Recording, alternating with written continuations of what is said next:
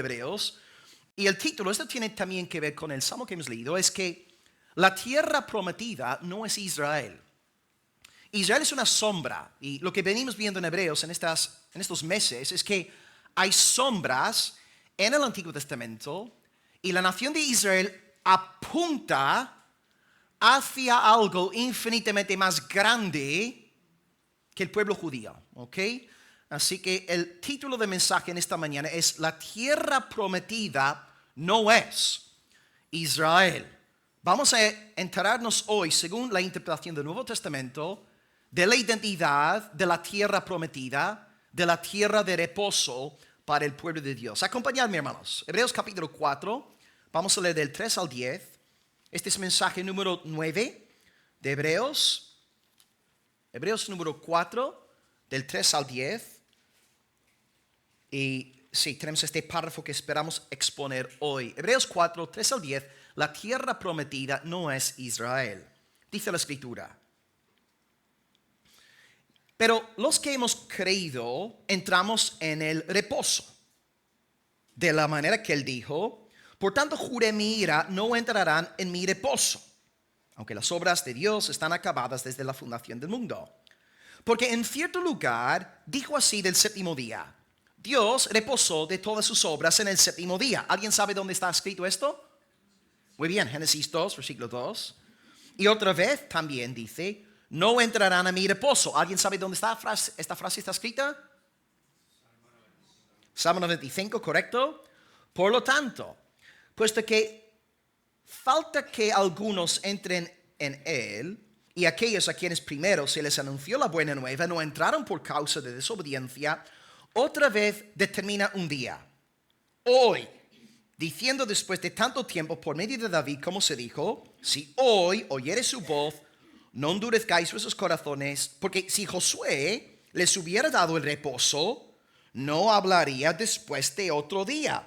Por tanto, queda un reposo para el pueblo de Dios, porque el que ha entrado en su reposo también ha reposado de sus obras, como Dios de las suyas.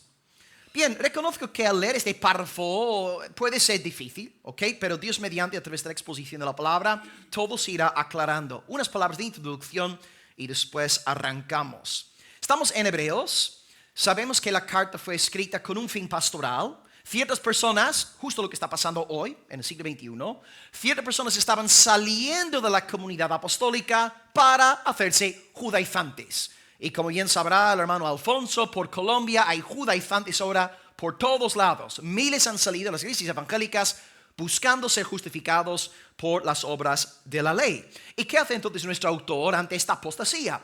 Él dice que lo que están haciendo los judaizantes es una locura. Porque el Antiguo Testamento, todo lo que hay en el Antiguo Testamento, Cristo lo supera. Y hemos visto hasta este punto del estudio 3 grandes argumentos de nuestro autor.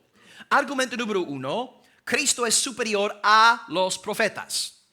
El profeta que sea, Zacarías, Malaquías, Habacuc, Cristo es superior. Número 2, Cristo también es superior a los ángeles, porque Él es el creador de los ángeles y Él recibe adoración angelical.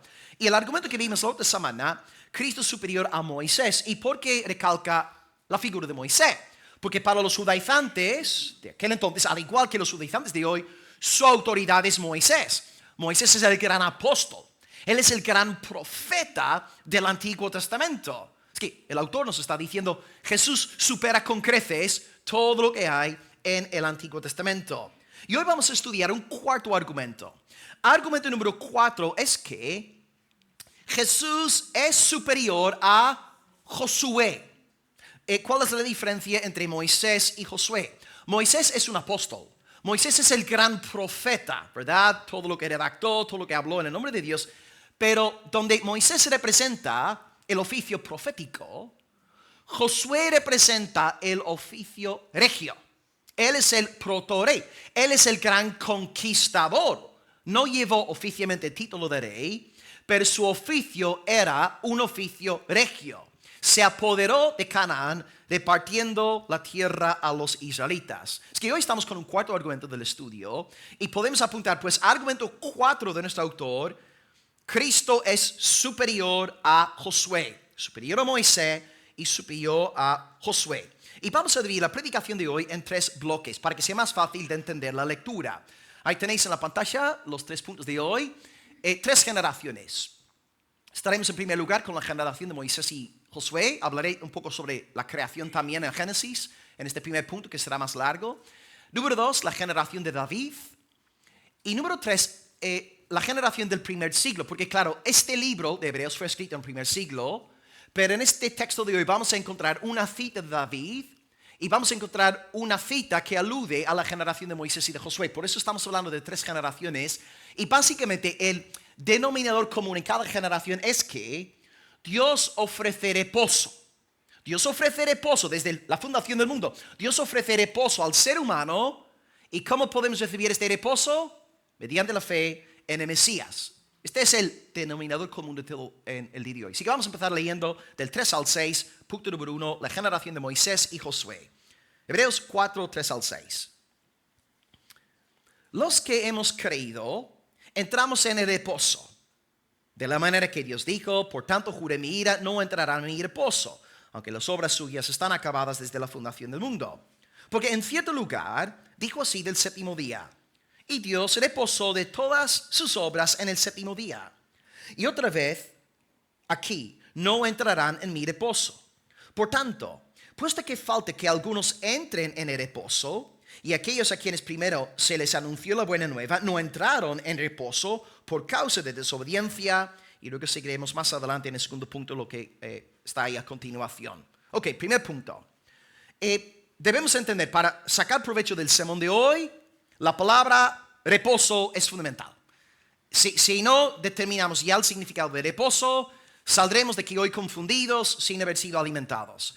Reposo es sinónimo de salvación. En la Biblia hay muchas metáforas, muchas descripciones, muchas palabras para hablar de la salvación. Por ejemplo, la salvación es la vida eterna.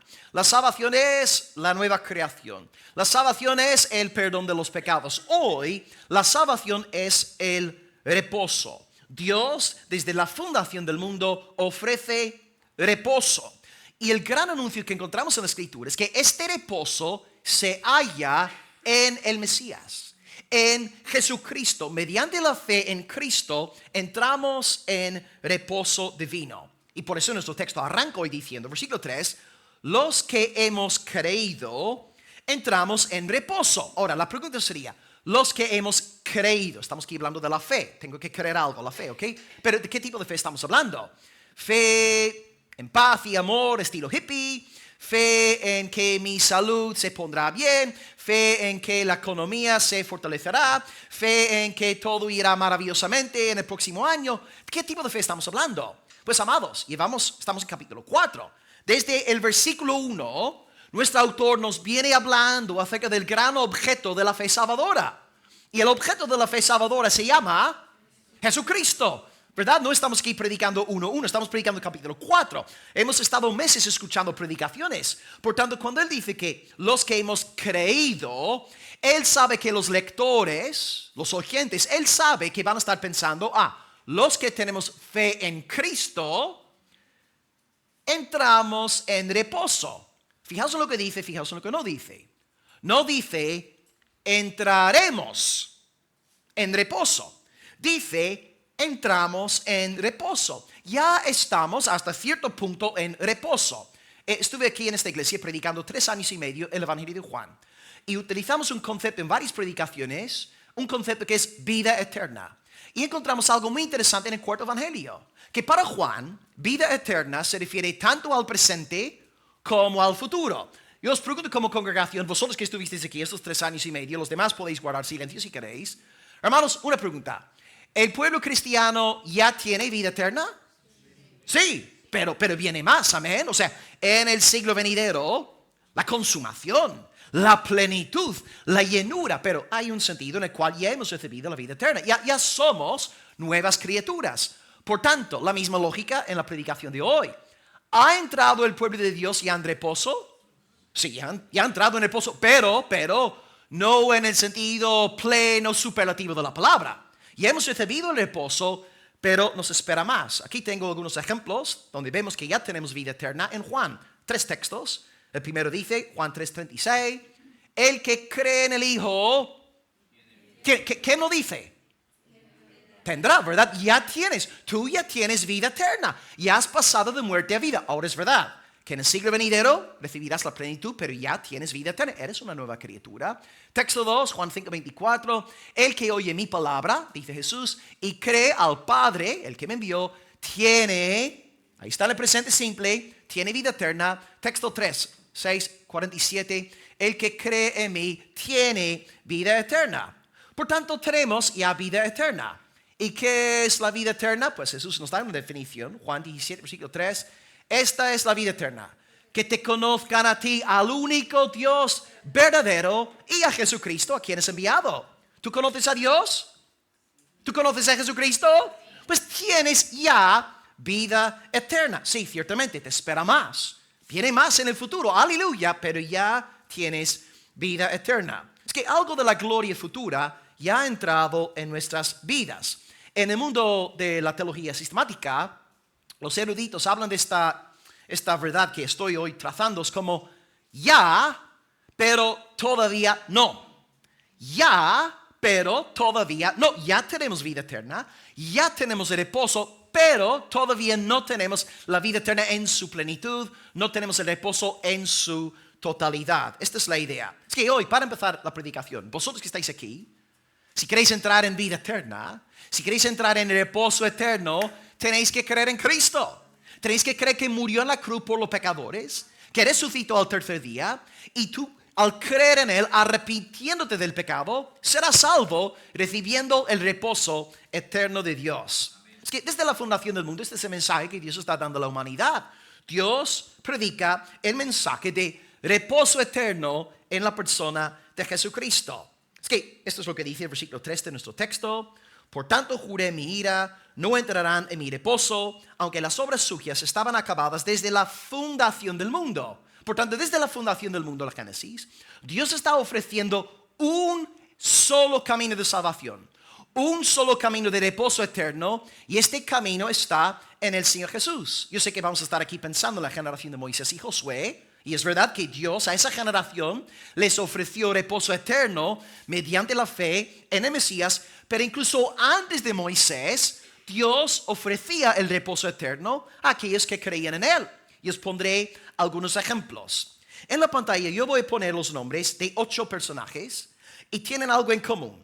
Estas personas, todos vivieron antes de la generación de Moisés y de Josué. Y según Hebreos capítulo 11, todos ellos fueron salvos por la fe, no por obras. Por la fe fueron salvos. Recibieron la promesa del reposo, creyeron en la promesa y fueron salvados por Dios. Ahí están sus nombres: Abel, Enoc, Noé, Abraham, Sara, Isaac, Jacob, José. Fueron salvos por la fe, entraron en el reposo del Señor. Ahora es cierto que constituyeron un remanente muy pequeño, porque Dios dice, ay no entrarán en mi reposo. Faltaron muchos que entrasen en este reposo. Por ejemplo, yo pienso en Abel, Enoc, Noé, esa generación. Ellos eran hombres de Dios, entraron en reposo, pero la gran mayoría de la humanidad pereció en su pecado. Por ejemplo, el arca de Noé. ¿Cuántas personas entraron en el arca? 8 personas. ¿Cuántas personas no entraron en el arca? Seguramente millones, ¿no? Vemos que eran poquitos. La gran mayoría no entró en reposo, pero aquellos que confiaron en la promesa de Dios sí fueron salvados. Es que Dios desde la fundación del mundo viene diciéndonos que aquellos que son de la fe entran en reposo. Aquellos que no son de la fe no entran en reposo, no tienen vida eterna. Y luego el versículo 4 nos sigue diciendo, porque en cierto lugar dijo así del séptimo día. Dios reposó de todas sus obras en el séptimo día. Bueno, ya os dije dónde se encuentra este texto. ¿Dónde está escrito, hermanos? En el Antiguo Testamento, Dios reposó de todas sus obras en el séptimo día. Génesis, versículo 2. 2, fácil de recordar. Es que el autor aquí dice, en cierto lugar. en cierto lugar está escrito. Ahora, ¿tú piensas que el autor de Hebreos sabía que estaba esto escrito en Génesis? Pues, seguro que sí. Pero lo que aprendemos aquí es que no es tan importante, digamos, la referencia, sino el contenido de la escritura. Lo que importa es lo que Dios ha dicho en el libro. Ahora, no estamos en contra de memorizar versículos, ¿verdad? ¿Verdad, Antonio? No estamos en contra de que los hermanos memoricen versículos. Es una buena disciplina. Pero os pongo un ejemplo. Seguramente vais a poder completar esta promesa del Señor. Voy a dejar las últimas palabras para que vosotros digáis el versículo completo. Voy pues a preparar lugar para vosotros. Ok, todos habéis sabido decirme el versículo, ¿verdad? Ahora, ¿alguien me puede decir dónde está ubicado este texto? No. ¿Sí? ¿Alguien? Mateo no. Juan 14. Oiga, estás tan cerca, pero tan lejos. Juan 14, versículo 2. ¿Veis? Todos conocéis el versículo, ¿verdad? Un hermano listo de la congregación sabía que era Juan 14, ¿verdad? Pero nadie ha sabido decirme exactamente la referencia. ¿Veis? Ahí está el principio. ¿Qué importa en la palabra? ¿Lo importante es tener todos los versículos memorizados? No. Lo importante es conocer la palabra. Ayer salimos a evangelizar, ¿verdad? Y estás a veces hablando con un incrédulo. Mira, la palabra de Dios dice, bla, bla, bla, bla, bla, bla, y te dice, ¿dónde dice esto? Pastor, ¿puede ayudarme, por favor? ¿Verdad? A veces hablamos la palabra sin saber exactamente dónde está. Y eso es lo que está pasando aquí. Lo importante en la Biblia no es la referencia, es la verdad que está dando a conocer. Es que no te sientas mal si no conoces exactamente todas las referencias que te pasan por la mente. El autor quiere que tu fe descanse en la palabra del Señor y observa lo que hace. El autor nos está diciendo que el reposo, la salvación, el reposo siempre ha sido mediante la fe. ¿Y cómo él corrobora su argumento? Cita la escritura. Usa la Biblia. ¿Ves? Así deben hacer los pastores hoy, ¿verdad? En vez de predicar sus sueños, sus visiones, sus proyectos personales, el pastor debe enseñarte la verdad de Dios apelando al texto bíblico. Subimos al púlpito para exponer la palabra de Dios, la Santa Escritura. Hebreos hace justamente esto. Una y otra vez se fundamenta en sola Escritura. Ahora, a lo mejor algunos estáis ahí pensando, pero vamos a ver. ¿Cómo puedes tú decirme que estas 8 personas fueron salvas mediante la fe en Cristo, y luego Moisés y Josué, etcétera? ¿Cómo puedes tú decirme que ellos fueron salvos por la fe en Jesús si Jesús no llegó a encarnarse hasta hace 2000 años? Porque, bueno, vamos a ver. Abel vivió antes o después de Cristo. Pastor, ¿cómo puede usted enseñarme en esta mañana que Abel fue justificado por su fe en Jesús si Jesús ni siquiera había nacido? A ver, ¿qué digo en respuesta a esta pregunta? Hay promesas. ¿Puedes nombrarme una promesa? Ahí tenemos el bendito proto-evangelio. Desde el huerto del Edén tenemos la predicación del evangelio. Voy a citaros el proto-evangelio que ha nombrado ahí Doris. Pondré enemistad entre ti. ¿Quién es el ti? La serpiente. ¿Quién es la serpiente? Satanás. Yo pondré enemistad entre Satanás y Eva, entre la simiente de Satanás y la simiente de Eva. La simiente de Eva te herirá en la cabeza y tú le herirás en el calcañar. Hermanos, Génesis 3:15 tenían el protoevangelio. Ahora es verdad que tú y yo en el nuevo pacto tenemos más luz. La luz de nuestra nueva era en el evangelio, esta luz nos deja casi ciegos. Es increíble la luz que tenemos. Pero ellos tenían acceso al evangelio. Génesis 3:15, Abel habría aprendido de sus padres acerca de la promesa que Dios le dio. Y es más, si nos fijamos en Génesis 3, a finales del capítulo sucede algo evangélico también. Tenemos, número 1, el protoevangelio, que es, wow, bestialmente increíble. Pero justo a final de Génesis 3, dice el versículo 21, el Señor Dios hizo a Adán y a Eva túnicas de pieles y los vistió. Entonces tenemos que aquí razonar. Si eran túnicas de pieles, algún tipo de animal inocente habría tenido que experimentar la muerte para poder vestir a esa primera pareja. Y de alguna forma aquí estamos viendo una sombra una vez más del evangelio. Nosotros, para entrar en reposo, necesitamos estar vestidos de una obra soberana y graciosa del Dios omnipotente. De hecho, hoy hemos celebrado la Santa Cena. Génesis 3 es un poco como un culto evangélico. Porque en Génesis capítulo 3 tenemos en primer lugar la predicación, ¿verdad? Protoevangelio. Génesis 3:15, la predicación del pastor está anunciando el evangelio, pero también están las ordenanzas, los sacramentos, donde algo físico y tangible nos testifica de la gracia de Dios. En esta mañana hemos tomado pan físico, hemos tomado vino físico. No hemos estado aquí en la congregación diciendo, bueno, hermanos, cerrad los ojos y vamos a tomar todos juntos un pan imaginario. Intenta oler el pan, mételo en la boca. No, hermanos, estamos tomando pan literal, vino literal. Dios usa cosas físicas para darnos la seguridad de que sus promesas son reales. En el Génesis pues tenemos un culto evangélico, predicación de la palabra y luego el sacramento o la ordenanza. Y por supuesto, yo sé que Adán y Eva tenían hasta cierto punto luz de Cristo. Luego, según vamos avanzando en el Antiguo Testamento, hay más luz y más luz y más luz. Por ejemplo, Abraham conoció mejor a Cristo que Abel. Luego Moisés vino después de Abraham y Moisés conoció mejor a Cristo que Abraham. Y después de Moisés, David. David conoció mejor a Cristo que Moisés. Y después de David, Isaías. Isaías conocía mejor a Cristo que David. Y luego llega el Nuevo Testamento, luz por todos lados. Que no podemos ahora evitar el conocimiento de Cristo. Todos conocemos a Cristo. Y lo digo con mucha humildad. Tú y yo, por el simple hecho de ser del nuevo pacto, tenemos más conocimiento del Señor Jesús que conocimiento que tenía Isaías, David, Abraham, ¿verdad? Lo que tenemos, hermanos, es una tremenda bendición de parte de Dios. Y nunca debemos decir tonterías tales como, yo hubiese querido nacer en la generación de Elías, ojalá hubiera sido un siervo de Salomón. No, hermanos, esto es incredulidad. Tú estás viviendo los días del nuevo pacto. Dios te ha colmado de una gloria de la que soñaron los profetas de antaño. Cuenta tus bendiciones, alaba al Señor. Vives en los días del Nuevo Testamento. Es que tú y yo tenemos un gran privilegio al vivir en esta generación. Ahora, queremos llegar hasta la generación de Moisés y Josué. Estamos hablando de la generación previa. ¿Por qué hablo así? Porque quiero que veáis que desde el principio el mensaje de salvación siempre ha sido el mismo. La salvación es por medio de la fe en el Mesías.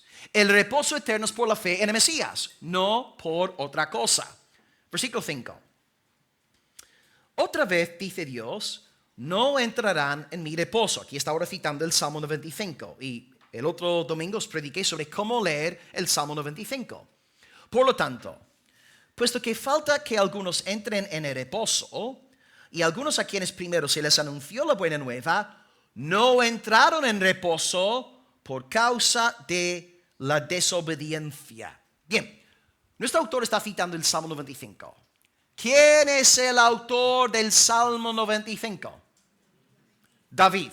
Y en el Salmo 95, David escribe no sobre su propia generación. ¿Sobre qué generación escribe David en el Salmo 95? La generación de... Exactamente, la de Moisés y la de Josué. Así que, varios datos. Dato número 1, Salmo 95.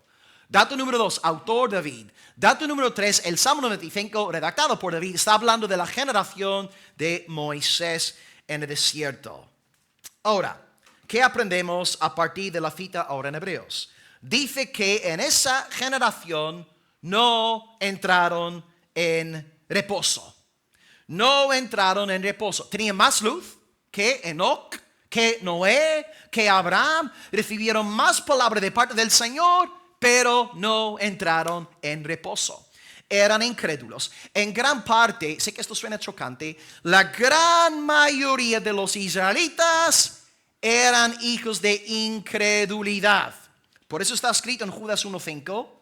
Quiero recordaros, hermanos, y aquí una vez lo habéis sabido, que el Señor, habiendo salvado a su pueblo, sacándolo de Egipto, después destruyó a los que no creyeron. Es decir, esto es para mí difícil de entender. Esto significa que hubo gente, de hecho la gran mayoría, que pasó por el Mar Rojo, no eran creyentes. Y digo, madre mía, si hubiera visto el Mar Rojo partirse en Dios, Yo sería el cristiano más cristiano de toda Almería, ¿no? Hermanos, no eran creyentes. No tenían corazón regenerado. Y veis una vez más el error de hoy. Hay una iglesia de fe, señales, milagros, prodigios. Hermanos, la iglesia tiene que predicar a Cristo. Y si Cristo quiere hacer milagros, a Él sea la gloria. Pero no vamos a convertir los milagros en ídolos. Porque esas personas no solamente pasaron por el mar. El maná todos los días. La carne que cae del cielo. La peña de Horeb, el agua. Lo tenían todo. Vieron los milagros de Dios. Y sin embargo, no entraron en reposo. Yo voy a ponerles un solo ejemplo de esta incredulidad en el pueblo de Israel. Y espero que veáis que una cosa es ser israelita, otra cosa es ser salvo. No son sinónimos. Tú no vas al cielo por tener un pasaporte judío hebreo. Tú vas al cielo por tener un pasaporte con el sello de Jesucristo, Cordero de Dios. Ok, un solo ejemplo de esta incredulidad. Números 13. Es el episodio conocido donde Moisés envía a 12 espías para inspeccionar la tierra prometida. ¿Por qué 12 espías? Las tribus, un espía por tribu.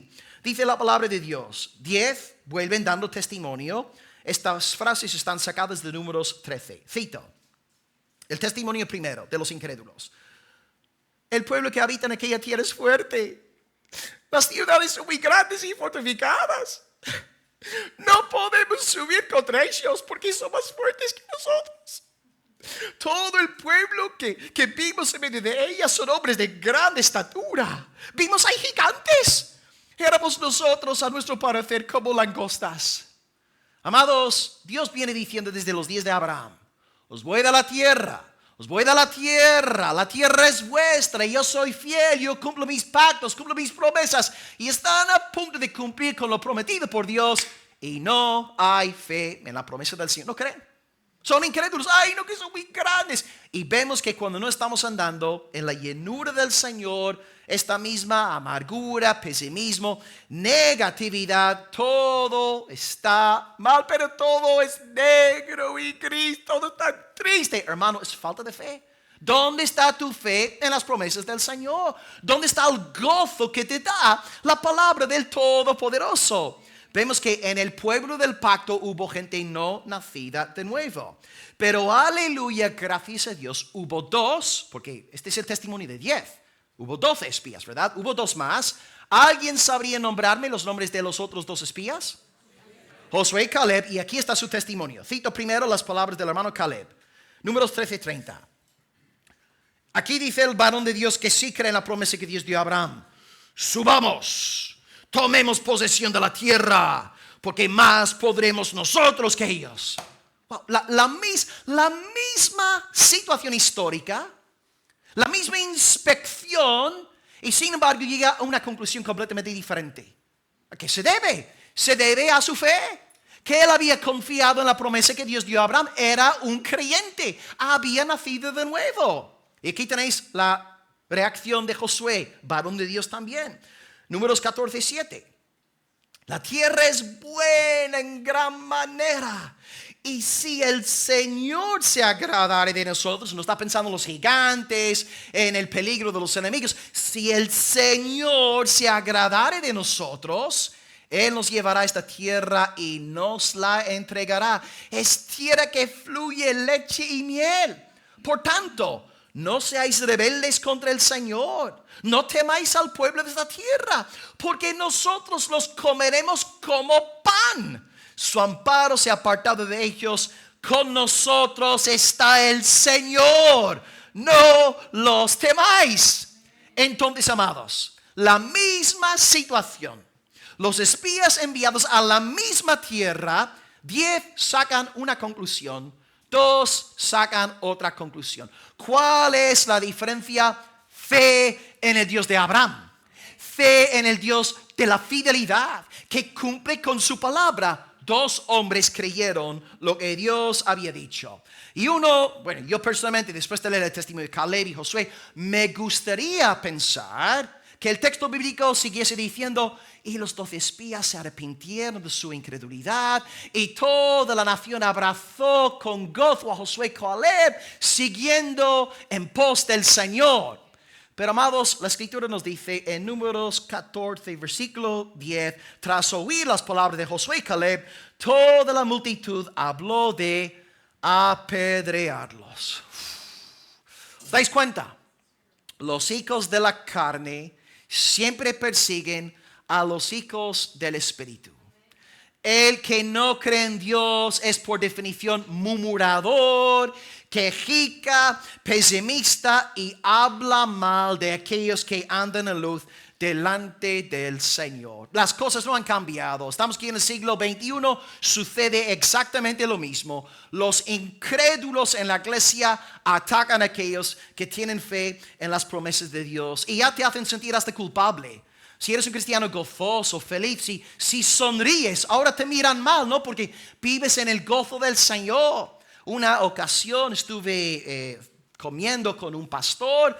Yo entré en su casa cantando, feliz, alegre, alabando a Dios. Y me decía a mí textualmente, ya que estás tan feliz, te voy a dar más trabajo, ¿no?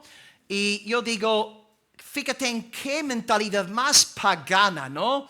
Más satánica. Si ves un cristiano feliz, en vez de gozarte, en vez de pensar, ¿por qué no estoy yo gozoso en el Señor? Empiezas a atacar a la persona. Y hay mucho de esto en la congregación. Amados, no es pecado sonreír. No es pecado ser un cristiano gozoso. La amargura no es un fruto del Espíritu Santo de Dios. Yo creo que mi Biblia dice, el gozo del Señor es nuestra fuerza.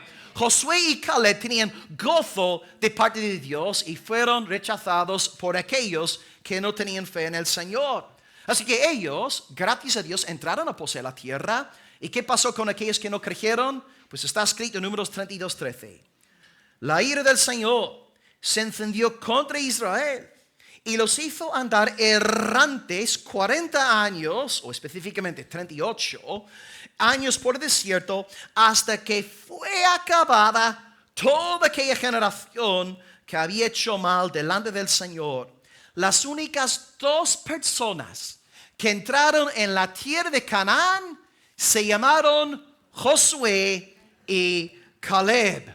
Así que, amados, tengamos presente la advertencia del Señor. Y leo también Números 14:36. Los varones que Moisés envió a reconocer la tierra y que al volver habían hecho murmurar contra él a toda la congregación, desacreditando aquel país, aquellos varones que habían hablado mal de la tierra murieron de plaga delante del Señor, pero Josué y Caleb quedaron con vida. Para acabar el primer punto, aquí tenemos un anticipo del juicio final. Estaremos todos, tanto creyentes como incrédulos, estaremos todos delante de Dios a solas, desnudos delante del Todopoderoso en el día final. Y toda la humanidad se dividirá en dos grupos.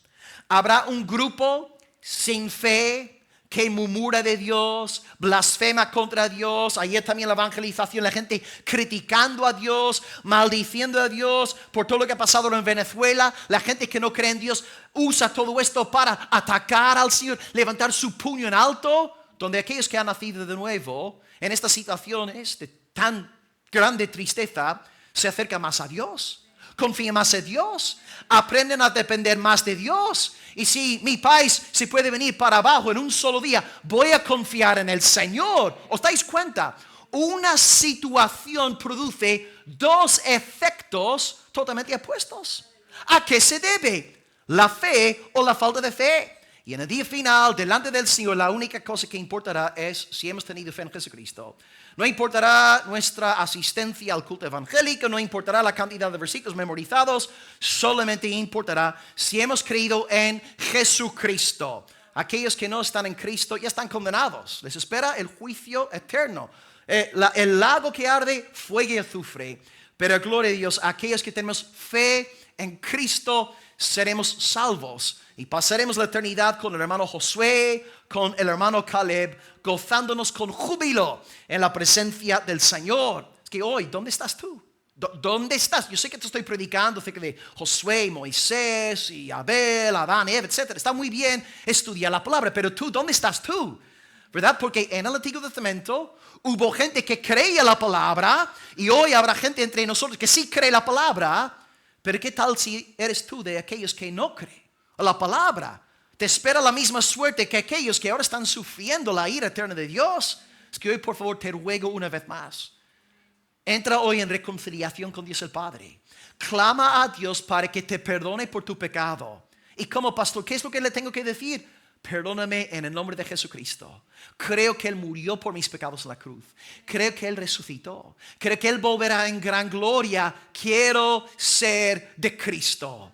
Hoy clama al Señor. Pídele a Dios que te salve y vive para la alabanza de su gloria. Aleluya. Amén.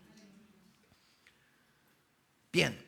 Pues el primer punto hoy ha sido más larguillo, punto 2 es más breve. Y ahora vamos a saltar unos, bueno, depende, estamos hablando aquí de 400, 500 años, ¿ok? Porque hemos acabado hablando de Moisés, Josué.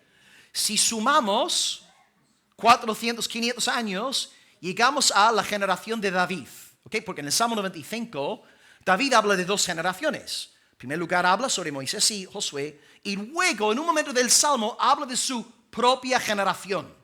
Que, segundo punto del estudio en esta mañana, la generación de David, y ahora vamos a leer versículos 7 y 8.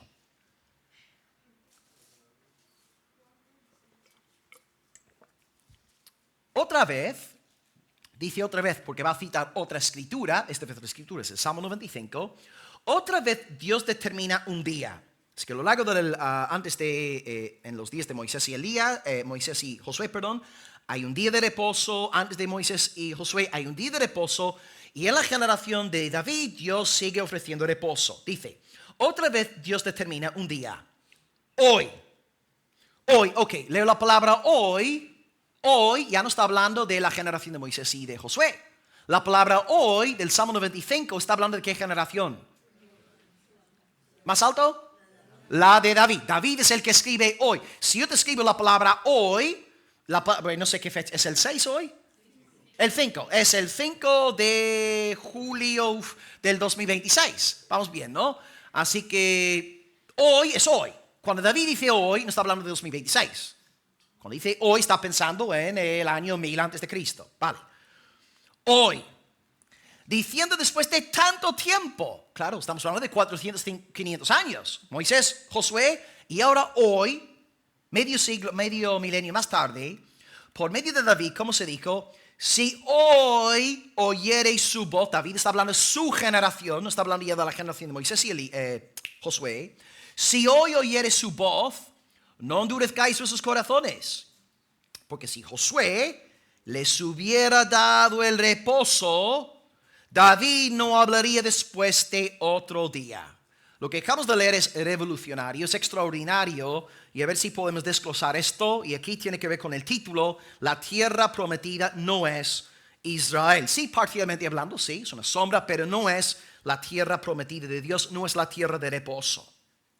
En el primer punto hemos estudiado la generación de Moisés y Josué. Explicamos que hubo una promesa de Dios, muy pocos creyeron la promesa, y esos pocos que creyeron la promesa fueron salvos. Aleluya.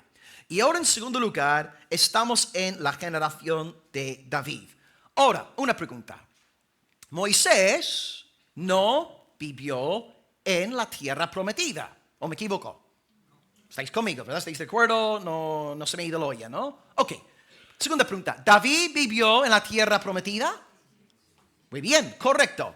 Porque en su generación Israel llevaba 400 hasta 500 años viviendo en la tierra prometida, la tierra de reposo. Así que David en su generación sigue diciendo que Dios está ofreciendo reposo. Y lo está diciendo su generación que está viviendo en Israel. Por tanto, si nosotros pensamos que la tierra de Israel es la tierra de reposo, estamos completamente equivocados. Porque aquí tenemos David que lleva viviendo, bueno, no sé cuántos años tenía cuando escribió el Salmo 95, pero Israel como un todo, 500 años, medio milenio viviendo en la tierra prometida, y sin embargo no habían entrado en el reposo eterno de Dios. ¿Os dais cuenta? El reposo eterno no tiene que ver con la tierra de Canaán. Yo por vivir en Israel no entro en el reposo eterno de Dios. Es que la tierra fue conquistada en la generación de Josué.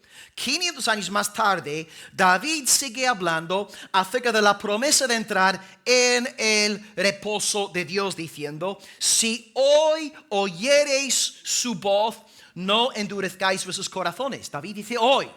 Hoy, 500 años más tarde, David dice que hoy Dios ofrece reposo eterno. Hoy Dios ofrece salvación.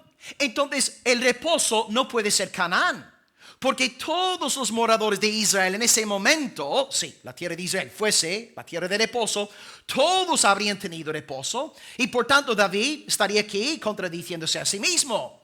David dice: una cosa es vivir en Palestina, en la tierra prometida, en Canaán. Una cosa es vivir aquí geográficamente hablando, otra cosa es estar en reposo eterno con Dios. David ofrece pues hoy la promesa de vida eterna, la promesa de reposo eterno a sus contemporáneos. ¿Y qué aprendemos acerca de este reposo a través de los escritos de David? Pues, amados, yo os dije en el primer punto que Abel fue justificado por su fe en Cristo, Enoc también, Noé también, Abraham también. ¿Cómo fue justificado David? De la misma manera. No hay dos caminos de salvación. No, en el Antiguo Testamento la salvación fue por guardar las obras de la ley, y en el Nuevo Testamento la salvación es por fe en Cristo. Mentira diabólica. ¿Cuántos seres humanos han guardado la ley de Dios? El único fue Jesucristo. La salvación nunca ha sido por la ley de Moisés. David está en el cielo porque tenía fe en Cristo. David era un creyente mesiánico. Él era un cristiano. Esto lo dije el otro día. Alguien por poco me cortó el cuello, ¿no? Aquí tenéis varias pruebas. Citas textuales de David hablando sobre el Mesías. Salmo 2:6 dice David, dice el Espíritu Santo a través de David: yo he puesto mi rey sobre Sion, mi santo monte. Yo publicaré el decreto. El Señor me ha dicho: mi hijo eres tú. ¿Quién es este bendito hijo? Cristo. Yo te engendré hoy. Pídeme, hijo, te daré por herencia las naciones, España, Venezuela, Reino Unido, como posesión tuya hasta los confines de la tierra. David era un creyente mesiánico. Tenía fe mesiánica. Texto número 2, Salmo 16:10. No dejarás mi alma en el Seol, ni permitirás que tu santo vea corrupción. ¿De qué está profetizando aquí David? De la resurrección de Cristo. David era un creyente mesiánico. Tercer texto, Salmo 22:1. Dios mío, ¿por qué me has desamparado? Cristo cita este texto en el Calvario. Texto número 4, el salmo más citado en el Nuevo Testamento, Salmo 110:1. El Señor dijo a mi Señor: siéntate a mi diestra hasta que ponga tus enemigos por estrado de tus pies. No me digas a mí que David no tenía fe en el Mesías. No me digas a mí que no era un hombre cristológico. David está en el cielo justificado por su fe en el Señor y Salvador Jesucristo. Así que una cosa es ser israelita según la carne. Una cosa es ser judío. Una cosa es vivir en la nación de Israel. Otra cosa es entrar en reposo eterno con Dios mediante la fe en el Señor Jesús. Quiero que este punto quede bien claro, porque hay evangélicos que están muy confundidos en esos días. Hermanos, no eres salvo por ser judío. No eres salvo por hablar en arameo. Judas Iscariote hablaba en arameo con fluidez. ¿Y dónde está Judas Iscariote en esta mañana? En Gehenna, sufriendo castigo eterno. Y lo que hemos estudiado en nuestro texto, el Antiguo Testamento, la gran mayoría de los israelitas no creía en el Señor. Los 10 espías, la generación que salió de Egipto, Dios los destruyó porque no eran de la fe. Por tanto, la salvación no es una cuestión de etnia, no es una cuestión de biología. Es una cuestión de regeneración, del poder del Espíritu Santo. No irás al cielo por ser judío, vas al cielo por ser del judío perfecto, el Señor Jesucristo. Y en Él somos verdaderos hijos del pacto y de la promesa de Dios. Y ahora, lo que a mí me echan en cara por decir esto, porque la primera cosa que te van a decir, si sales ahí diciendo no, los judíos no son salvos, lo primero que te van a decir es que eres una antisemita. No nos confundamos. No razonemos aquí de forma mentirosa. No odiamos. Antisemitismo es odio al pueblo judío. No odiamos a los judíos. Amamos a los judíos, oramos por su conversión y les predicamos el evangelio. Jesucristo predicó a los judíos acerca de la necesidad de salvación. Hermanos, Nicodemo, ¿de dónde era? Era judío, fariseo, maestro de la ley. Y Jesús le está mirando a la cara y le dice: Nicodemo, os es necesario nacer de nuevo. Si los judíos entran directamente en el cielo por ser judíos, Jesús se equivocó. Hermanos, nadie es salvo por ser judío. Una cosa es predicar el evangelio, otra cosa es antisemitismo. El antisemita odia a los judíos y nosotros denunciamos el antisemitismo como diabólico y pecaminoso. Es como si yo os dijera en esta tarde, ¿verdad? Yo soy británico. Yo podría decir: hermanos, los británicos no vamos al cielo si no tenemos fe en Cristo. ¿Quién me va a acusar a mí de ser anti-británico, de ser británico-fobo? ¿Verdad? Sería una locura, porque yo mismo soy británico. Y así también, amados, cuando decimos que los gentiles no son salvos y no tienen fe en Cristo, no odiamos a los gentiles. Cuando decimos que los judíos que no creen en Cristo no son salvos, no odiamos a los judíos. Es una mentira, amados, pero debemos recordar que la salvación no es por etnia, sino por regeneración del Espíritu Santo. Y aprendemos entonces que la tierra prometida, la tierra de reposo eterno, no es Canaán. La tierra que fluye leche y miel, la tierra que nos ofrece reposo eterno, se llama Jesucristo. Él es el cumplimiento de la sombra de Israel. Y a veces corremos el peligro de casi quedarnos fascinados con la sombra en vez de abrazar la sustancia. El ejemplo que siempre pongo de Joan y Diana, ¿verdad? Joan está por Valencia y ahí está Diana en casa, que tiene su foto de su amado esposo en su bolso, en lo que sea, y está dando besitos a la foto, etc. Pero en cuanto Joan regrese a casa, vosotros pensáis, ¿no? Vamos a pensar en esto. Joan entra por la casa. Está ahí Diana con la foto de Giovanni. ¿Qué va a hacer Diana ante la llegada de su marido? Puede salir porque tenga la foto. Y le da un besito a la foto y Giovanni a dormirse en la calle. La hermana estaría mal de la cabeza, ¿verdad? ¿Qué va a hacer la hermana? Va a tirar su foto al suelo y va a saltar para que le dé un abrazo de gorila, ¿no? Su amado esposo, ¿verdad? Tenemos la sustancia. Ahí está Giovanni en persona. Y a veces, amados, no estamos tan obsesionados con Israel, lo que va a pasar en Israel. Amados, la sustancia, Jesucristo, la verdadera tierra prometida. Él es el tabernáculo, Él es el sacrificio, Él es el sacerdote, Él es el cumplimiento de la esperanza antiguo testamentaria. Que nos enamoremos de la sustancia y que Cristo sea nuestra tierra de reposo. Así que hoy, si tú quieres ser salvo, no te predico salvación por ser judío. Yo te predico salvación por la fe en Jesucristo. E irónicamente, aquellos de entre nosotros que nunca hemos pisado Tierra Santa, yo nunca he estado en Israel, irónicamente nosotros que nunca hemos estado por ahí, si tenemos fe en Cristo, somos salvos. Pero aquellos que viven en la tierra de Israel sin fe en Cristo no son salvos. No es por geografía, no es por Jerusalén, no es por Jericín, es por Cristo en espíritu y en verdad. Cristo es la tierra prometida, Cristo fluye leche y miel, a Cristo sea la gloria, porque Él es nuestra salvación. Y la iglesia de Dios dice: amén, gloria al Señor.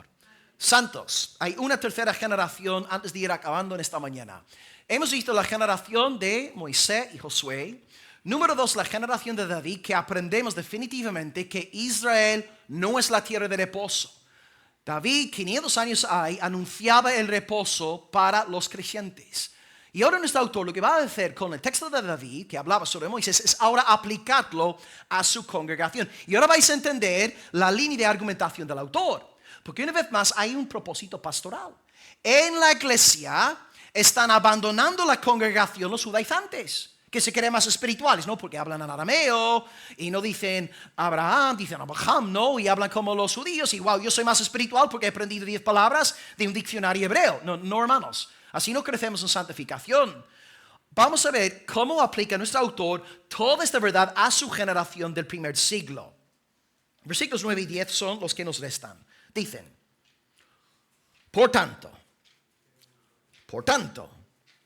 queda un reposo para el pueblo de Dios. Hubo un reposo en la generación de Moisés, hubo un reposo en la generación de David, y en el primer siglo hay un reposo todavía hoy para el pueblo de Dios, y el que ha entrado en este reposo ha reposado de sus obras. Está pensando aquí en los judaizantes. Ha reposado de sus obras como Dios de las suyas.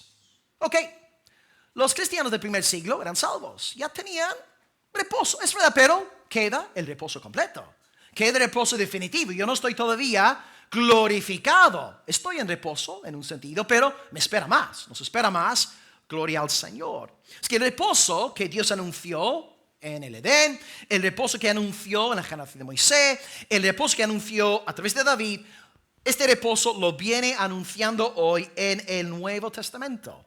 Pero tristemente ha sucedido lo mismo. Muy pocos creen en este reposo. De hecho, en la propia iglesia, muy pocos creen en el reposo de Dios.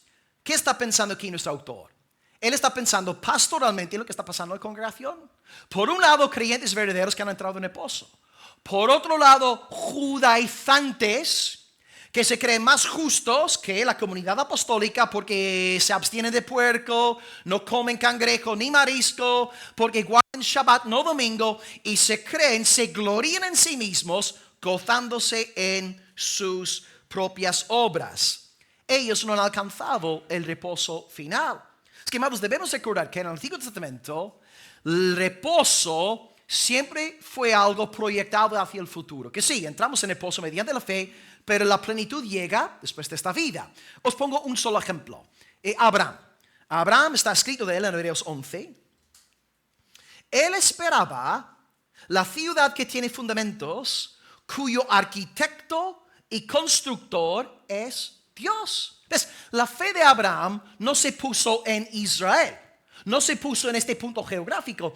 Él esperó reposo eterno, la ciudad eterna que permanece por los siglos de los siglos. Y todos vosotros, al igual que Abraham, que habéis nacido de nuevo, sois nuevas criaturas y esperáis la consumación de vuestra salvación.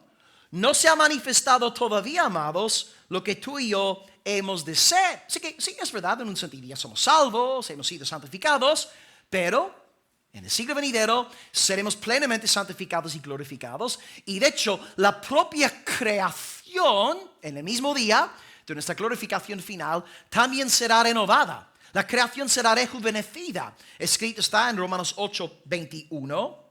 La creación misma será libertada de la esclavitud de la corrupción a la libertad gloriosa de los hijos de Dios. Es que vamos a entrar en bienaventuranza eterna.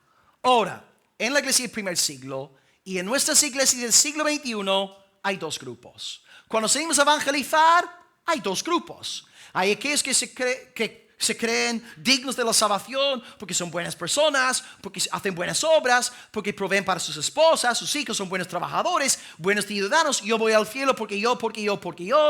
Y hay otros que dicen, yo no soy bueno, yo soy malo, yo soy vil, pero Jesucristo es mi justicia. Jesucristo es mi sustituto. Voy al cielo en virtud de Él. Y en las iglesias cristianas también estamos divididos en estos dos grupos. ¿Cuáles son los dos grupos en la iglesia del primer siglo que el autor de Hebreos tiene en mente? Grupo número uno, los creyentes, los regenerados, los que tienen fe, los que son de Abraham, los que son de Isaac, Jacob, etc. Pero el grupo número dos, lo que venimos nombrando en estos meses, están los judaizantes. Y había dos facciones entre ellos. Estaban por un lado los judíos de pura cepa, y luego estaban los judaizantes. ¿Cuál es la diferencia entre el judío del primer siglo y el judaizante? La diferencia reside en que el judío no confiaba para nada en Jesús como Mesías. Para ellos Jesús era un hijo bastardo, Jesús era un samaritano, un lunático, endemoniado. Jesús de Nazaret no tenía nada que ver con la salvación profetizada a Israel. ¿Okay? Primer grupo, los judíos más endurecidos contra Cristo. Los judaizantes, sin embargo, eran más engañosos. Y aquí podían seducir a los hermanos porque ellos verbalmente profesaban cierta admiración hacia la persona de Jesús. Incluso algunos diciendo que sí es verdad, hasta cierto punto murió para quitar nuestro pecado en la cruz, pero siempre querían agregar a Cristo. Que sí. Para ser salvo hay que creer en Jesús. Sí, estamos todos de acuerdo, pero si realmente queremos ser santificados y entrar en el reino de Dios, tenemos que hacer A, B, C, D, E. ¿Y qué es lo que ellos enseñaban en el primer siglo? Pues gracias a Dios tenemos un libro del Nuevo Testamento que está completamente dedicado a la refutación a los judaizantes. Y esta epístola se llama Gálatas. Toda la carta atenta contra la herejía judaizante. ¿Qué es lo que estaban diciendo en aquel entonces? Bueno, si tú quieres ser salvo, si eres varón, tienes que circuncidarte. Si quieres ir a comer cerdo con los hermanos después del culto, ni en broma. De hecho, mañana estaré hablando con un pastor adventista. Los adventistas, no sé si sabéis esto, los adventistas dicen que si tú comes cerdo, estás pecando. Digo, incluso se llaman evangélicos, ¿verdad? ¡Qué locura! Así que tienes que circuncidarte, no puedes comer puerco, tienes que congregarte en el Shabbat y una larga serie de normas, creyéndose ellos salvos por Cristo, pero también por obras. Así que dicen, Jesús es necesario para ser salvo, pero no es suficiente. Y ahí está la gran diferencia entre el evangelio y el católico romano. Porque los católicos romanos, hay que ser honestos, el católico de a pie te dice, y es correcto, que hace falta creer en Cristo para ser salvo. Necesitamos que Cristo dé su vida en la cruz para nosotros ser salvos. Hasta ahí estamos de acuerdo. El problema con el católico no es la necesidad de Cristo. El problema que tenemos con el catolicismo romano es la suficiencia salvadora de Jesucristo. Porque tú y yo decimos solus Christus. Nuestra salvación es 100% Jesucristo. No es Cristo más sacramentalismo, Cristo más las intercesiones de la bendita Virgen María, Cristo más mis buenas obras, Cristo más X, Y, Z. No, solus Christus. Así que el judaizante agrega a Jesús. Añade a Jesús. Y hoy incluso en YouTube, hermanos, estos predicadores judaizantes, esto es difícil, ¿no?, de aceptar, pero cuentan con millares de seguidores. Katy Gómez, Iván Martínez, Michael Rood, el que yo conozco bien es Javier Palacios, que tiene la barba, el mexicano ¿verdad? Estas personas alcanzan a millones de personas entre semana en las redes enseñando un mensaje judaizante. Y es difícil, ¿no? Uno se queda pensando, pero esta gente habrá leído la epístola a los Gálatas. Esa gente habrá estudiado la carta a los Hebreos, donde en cada párrafo el autor te está diciendo Cristo es superior, Cristo es suficiente, la salvación está solamente en Él. ¿Qué ha hecho esta gente con la Biblia? Pues a nivel doctrinal lo que te dicen es lo siguiente: la ley es vigente para el pueblo cristiano. Y esta frase a primera vista tiene cierta apariencia de piedad, porque el protestantismo divide la ley en 3 bloques. Tenemos por un lado la ley moral, que son los 10 mandamientos, ¿verdad? No cometerás adulterio, no te harás otros dioses, no tomarás el nombre de Dios en vano, ¿verdad? Si yo soy cristiano, por ejemplo, os pregunto, si yo soy cristiano, ¿puedo matar? No, porque está la ley moral. La ley moral es vigente. Ahora, no en el sentido de justificación. No iré al cielo por no ser un asesino. Iré al cielo porque Cristo es mi justicia, pero si soy de Cristo, guarda sus mandamientos. Si me amáis, guardad mis mandamientos. Juan 14, versículo 15, ¿cierto? Es que hasta ahí estamos de acuerdo.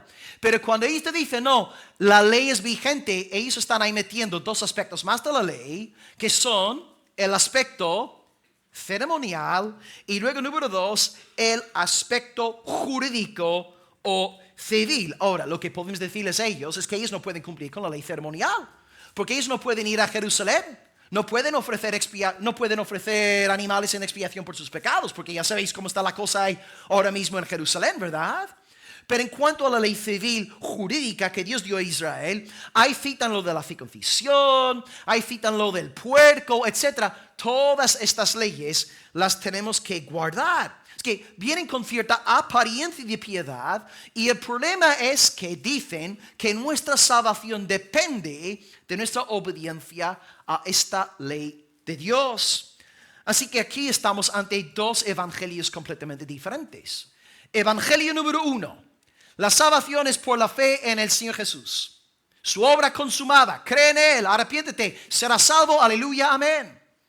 Evangelio número 2. Sí, Cristo es necesario, pero tienes que hacer no sé qué, no sé cuánto, tienes que cumplir con este rito, no debes comer X, debes dejarte la barba larga, no puedes tener relaciones sexuales dentro de este periodo, ¿verdad? Ley tras ley tras ley, y a través de esas leyes seremos justificados. Uno es el evangelio apostólico dado por Dios, otro es un maldito mensaje que es anatema. De hecho, el propio Pablo nos dice, si incluso un ángel viniere a la congregación predicándoos otro evangelio del que os hemos anunciado, anatema sea, anatema, maldito sea, caiga bajo maldición. Amados, aquí estamos ante un problema en la iglesia evangélica contemporánea.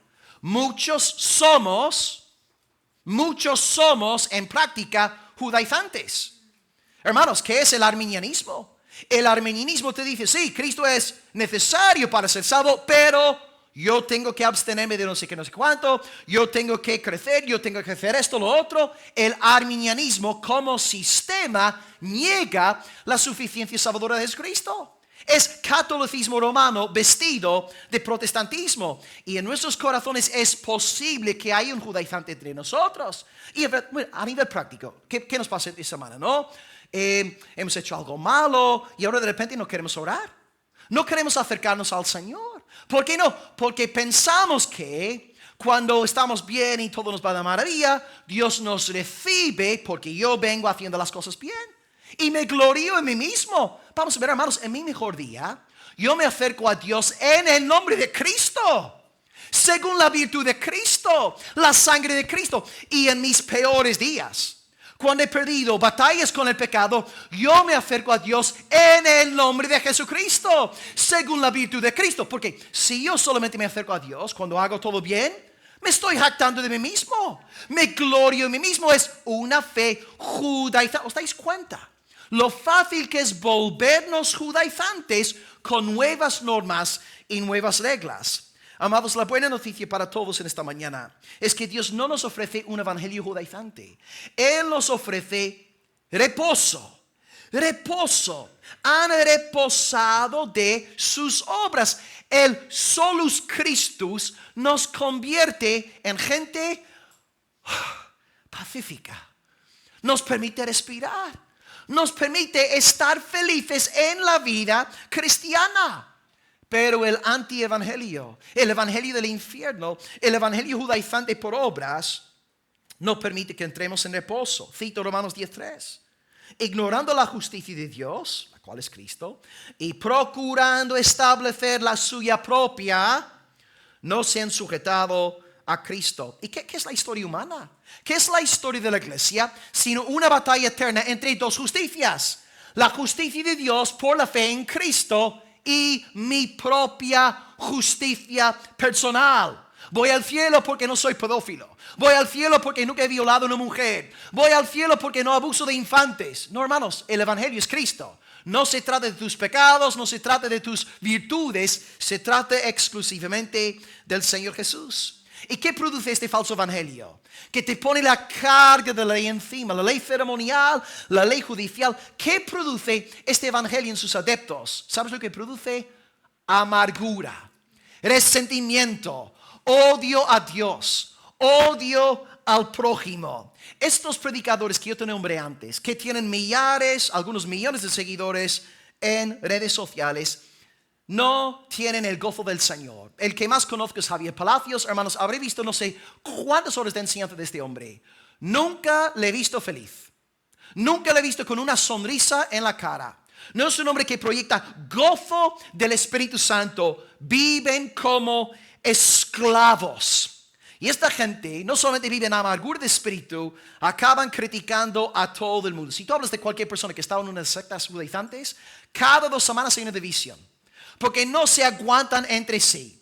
E incluso si en sus congregaciones hay algo de paz durante un par de meses, antes de que haya una nueva división, en este periodo de supuesta paz, siguen odiándose unos a otros. ¿Verdad? Cuando es un evangelio de mi esfuerzo, mi mérito, mis obras, yo, todos se convierten en enemigos. Porque si alguien brilla un poco más que yo, si alguien ayuna más que yo, si alguien evangeliza más que yo me siento amenazado.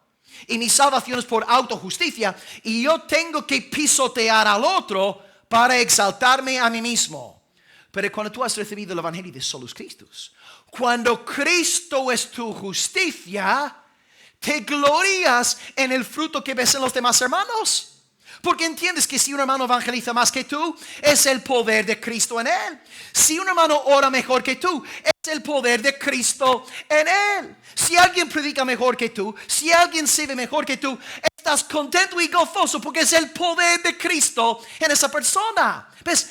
El evangelio verdadero, ya que es un evangelio de justicia ajena, la de Cristo te produce bienestar, gozo, paz, amor y confianza en el Señor. Pero el otro evangelio, de yo soy más santo que tú, produce odio. Y como Pablo acaba diciendo en Gálatas 5:15, si os mordéis y os coméis unos a otros, mirad que también no os consumáis unos a otros.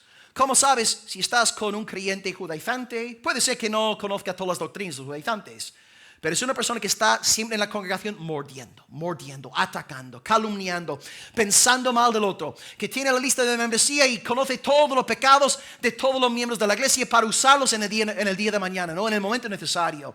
Así vive el judaizante de espíritu. Odia a todo el mundo, no puede permitir que nadie brille un poco más que él, que ella. Pero cuando hemos recibido el evangelio verdadero, incluso cuando nuestros hermanos han pecado contra nosotros, los perdonamos. Y olvidamos lo que han hecho contra nosotros, porque nosotros hemos recibido perdón infinito del Todopoderoso y no guardamos rencor y no odiamos a nadie. Nos llama feo, no pasa, lo perdonamos y seguimos congregándonos y no nos escondemos en casa. El domingo que viene no voy más a la iglesia, son hipócritas, no me aman. No, amamos al Señor, amamos a la iglesia y perdonamos a los hermanos. ¿Ves? Irónicamente, el evangelio, que no es por obras, produce buenas obras. Y el evangelio que te enseña que la salvación es por obras, produce obras diabólicas. Amados, la verdadera fe produce buen fruto. Y cuando estás con un hermano que está lleno del Señor, es una alegría, ¿no? Estos hermanos que siempre están felices y agradecidos y contentos. Y verdad es que había un pastor, me viene a la mente, un pastor bautista en La Calota. Él era mi jefe durante 2 años, me enseñaba inglés. Este hombre era un ángel, ¿no? Y él trabajaba, él daba clases en el seminario, tenía 3 hijos y un hombre, ¿no? Pastoreando una iglesia también. Y cada vez que entraba en la academia a enseñar por las tardes, el hermano estaba, ¿no? Barriendo el suelo, bailando, No, y yo a veces, yo quería pegarle, ¿no? Decía, pero ¿cómo puede un ser humano estar tan alegre, no? Y yo le decía, mira hermano, no sé cómo tienes este gozo. Me decía, vivo en comunión con Dios. Vivo en comunión con el Señor. Cristo me ha perdonado. ¿Ves, hermanos? Que el evangelio verdadero, cuando creemos lo que Cristo ha hecho por nosotros, nos hace felices, nos hace alegres, nos hace agradecidos. Y qué hermoso en cada congregación, con esa clase de gente. Es que, amado, sonríe para la gloria de Dios. No te estoy predicando salvación por sonrisas, no me malinterpretéis. Pero sí te estoy diciendo que por algo nunca ves a un judaizante sonreír. Por algo nunca les ves con gozo en el corazón. El que vive bajo cielos abiertos, bajo la salvación en Cristo, ha entrado en reposo. ¿Y cuál es este reposo? Ha cesado, dejado de confiar en sus propias obras. Ya no se justifica delante del Señor pensando en sí mismo, sino que ha dejado de confiar en sus obras y ha puesto toda su fe en Cristo. Así que gracias a Dios podemos tener la cara alegre. Y como dice el texto bíblico, Esteban, a punto de ser apedreado, la escritura nos dice en Hechos 6:15, al fijar sus ojos en él, vieron como el rostro de un ángel. Oh, no, fíjate, no el judaizante, que lo tiene todo, dinero en el banco y mucha influencia en redes sociales, una iglesia numerosa. Sin embargo, vive en amargura de espíritu, odia a todo el mundo. Y ahí está Esteban, a punto de ser apedreado, la cara de ángel.